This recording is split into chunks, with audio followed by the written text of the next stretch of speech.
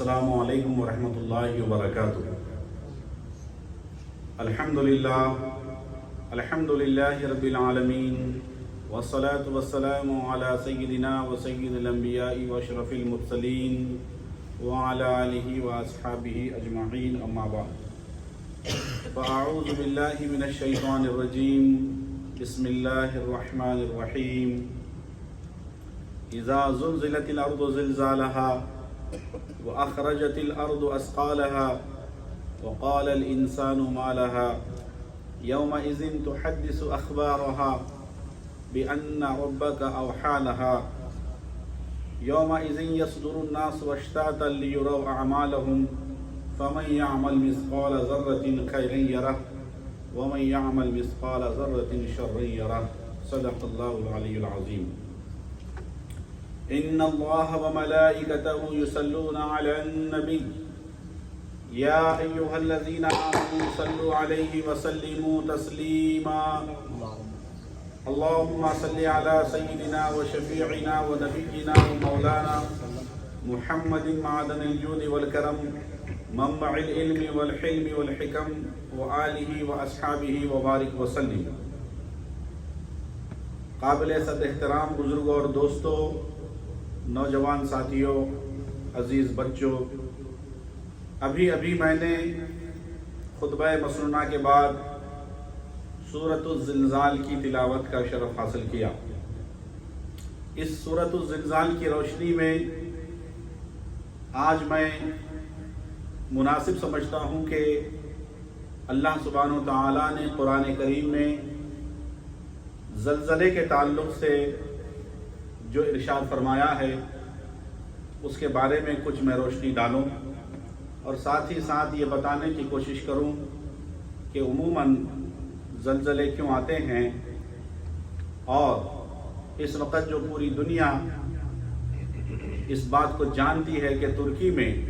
بڑا ہی بھیانک جو زلزلہ، قیامت خیز زلزلہ آیا ہوا ہے جس سے ہزاروں جانیں ہلاک ہوئی ہیں، اس سلسلے میں بھی ہم کچھ اظہار ہمدردی کریں اور ان کے حق میں دعا کریں۔ حضرات گرامی، سب سے پہلے میں سورۃ الزلزال کا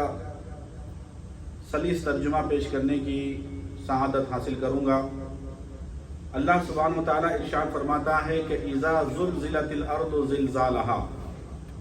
جب زمین تھر تھرا دی جائے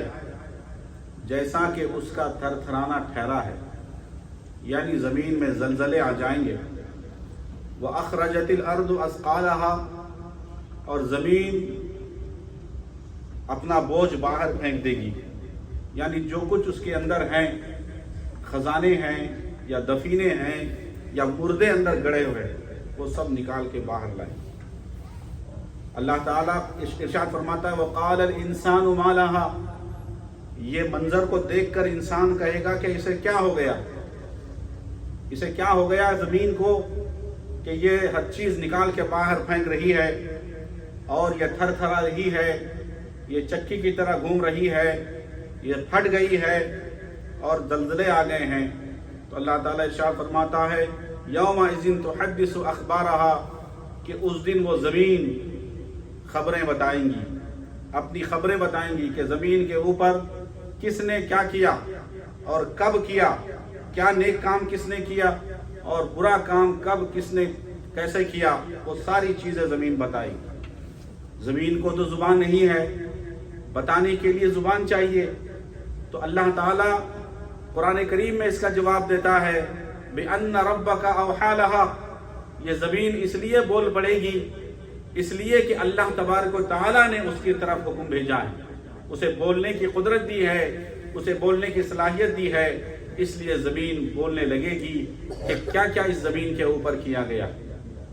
کب کس نے نیک عمل کیا وہ بھی بتائے گی، اور کب کس نے برا عمل کیا زمین وہ بھی بتا دے گی۔ قرآن کریم اللہ کا یہ فرما رہا ہے۔ آگے اللہ تعالیٰ ارشاد فرماتا ہے یومئذ یصدر الناس اشتاتا لیروا اعمالهم، کہ جو دن ہوگا اتنا بھیانک دن کہ جس دن اس دن لوگ اپنے رب کی طرف پھریں گے کئی راہ ہو کر، متفرق الگ الگ ہو کر رب کی طرف پھریں گے، لیروا اعمالهم، تاکہ وہ اپنا کیا دکھائے جائیں، یعنی اللہ تعالیٰ اس دن ان کو دکھائے گا کہ تم نے کیا کیا کیا تھا. تم چوری چھپ کے یا دروازے کی کنڈی لگا کر بند کمرے میں تم نے جو کیا تھا، تم یہ سمجھ رہے تھے کہ تم کو کوئی نہیں دیکھ رہا ہے، لیکن اللہ تبارک و تعالیٰ اس دن تمہیں دکھا دے گا کہ تم نے کیا کیا ہے، تم نے کتنا غلط کام کیا ہے، تم نے کتنا اللہ کو ناراض کرنے والا کام کیا ہے. وہ سب اللہ تعالیٰ اس دن دکھا دے گا. اللہ تعالیٰ آگے ارشاد فرماتا ہے فَمَن يَعْمَلْ مِثْقَالَ ذَرَّةٍ خَيْرًا يَرَهُ، تو جو ایک ذرہ بر بھی جو لوگ بھلائی کا کام کریں گے تو اس دن وہ دیکھ لیں گے، یعنی بھلائی کا وہ اجر پائیں گے، وہ اپنی بھلائی کا مشاہدہ کریں گے، وہ خوش قسمت ہوں گے. اور آگے اللہ فرماتا ہے وَمَن يَعْمَلْ مِثْقَالَ ذَرَّةٍ شَرًّا يَرَهُ، کہ جو لوگ اس دن، جو لوگ ایک ذرہ برابر بھی اگر برائی کریں گے تو اس دن وہ لوگ دیکھ لیں گے کہ انہوں نے کیا برائی کا کام کیا. تو حضرات اکرامی پتہ کیا چلا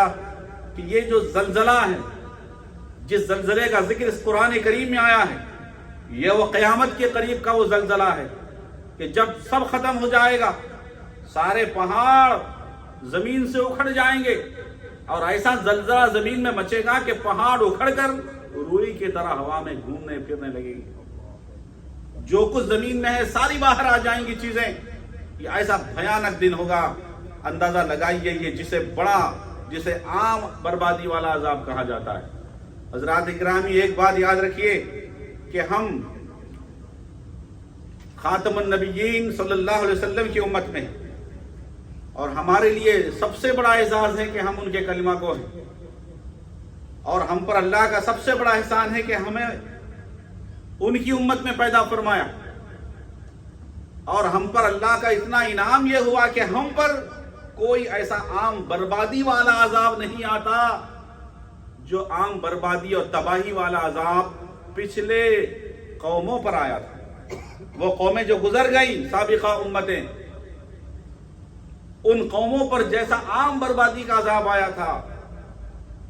نبی کی موجودگی ہمارے لیے سب سے بڑا اعزاز ہے. اللہ تعالیٰ سورۃ الانفال کی آیت کریمہ میں ہمارے اوپر کیے ہوئے احسان کا یوں اظہار کرتا ہے وَمَا كَانَ اللَّهُ لِيُعَذِّبَهُمْ وَأَنْتَ فِيهِمْ، کہ اے محبوب ہم نے تم کو رحمت للعالمین بنا کر بھیجا ہے، اور جب تک تم اس قوم میں موجود رہو گے اس وقت تک ہم اس قوم کو عذاب نہیں دیں گے. تو ہم جو آج عام بربادی والے عذاب سے بچے ہوئے ہیں، اس کا سب سے بڑا ریزن اور وجہ یہ ہے کہ ہم ہمارے پیارے آقا کی امت میں ہیں، اور وہ آقا ہمارے درمیان موجود ہیں، اور قیامت تک ہمارے آقا زندہ اور موجود رہیں گے.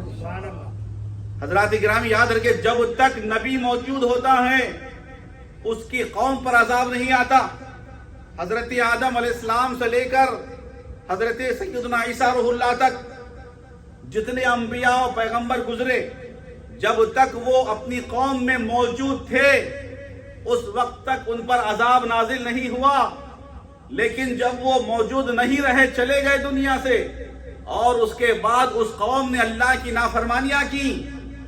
رسول کا جنہوں نے انکار کیا، خدا کی وحدانیت کا انکار کیا، اور ایسے ایسے کام کیے کہ اللہ جن سے غضبناک ہوا، اور ایسا ان کے اوپر عذاب نازل کیا، عام بربادی والا عذاب، کہ کسی کو زمین کے ساتھ ہی الٹا کر دیا گیا،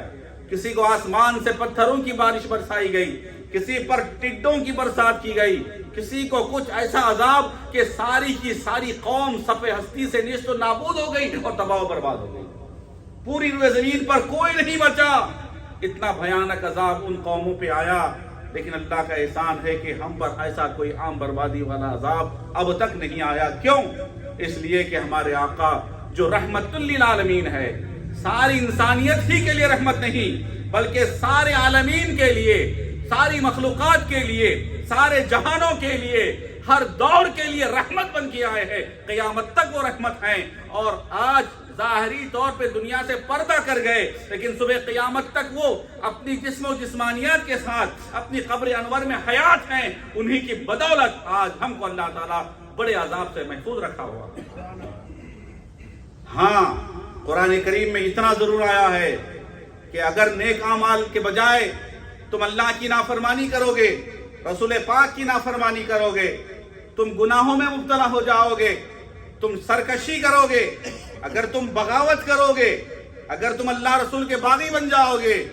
یقیناً عذاب تو آئے گا ناراضگی کی شکل میں۔ قرآن میں آیا کہیں سخط کا لفظ، کہیں غضب کا لفظ، یہ لفظ آیا ہے کہیں کہیں۔